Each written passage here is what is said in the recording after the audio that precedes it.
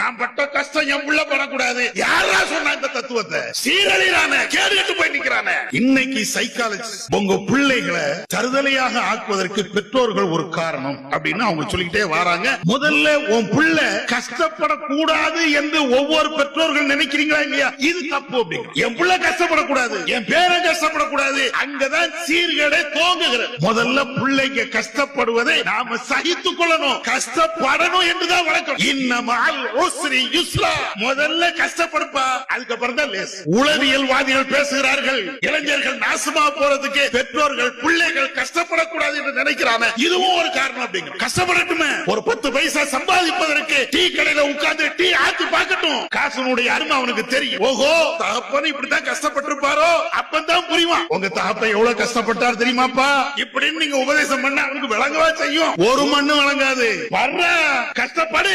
இது நான் சொல்லல, கண்மணி நாயகம் ஸல்லல்லாஹு அலைஹி வஸல்லம் அவர்கள் தன்னுடைய பிள்ளையை இப்படித்தான் வளர்த்தாங்க. கஷ்டப்படுன்னு தான் சொன்னாங்க, வேலை செய்யணும், பிள்ளைங்க கஷ்டப்படணும். என்ன கஷ்டப்படக்கூடாது? உலகத்துல எல்லாரும் இத பெரிய தத்துவமா நினைக்கிறது. நான் பட்ட கஷ்டம் என் புள்ள படக்கூடாது. யாரா சொன்னா இந்த தத்துவத்தை? சீரழிறானே, கேடுகட்டு போய் நிக்கிறானே. அவன் மேல கொண்ட பாசத்தின் காரணத்தினால அவனை நாசமாக்கிய சில நேரங்கள்ல நீ வாங்கி கொடுத்த பைக்கிலேயே செத்து போறானடா. அதுக்காக வேண்டி பிள்ளைகளை நடுத்தரல விடணும் என்று இஸ்லாம் சொல்லல.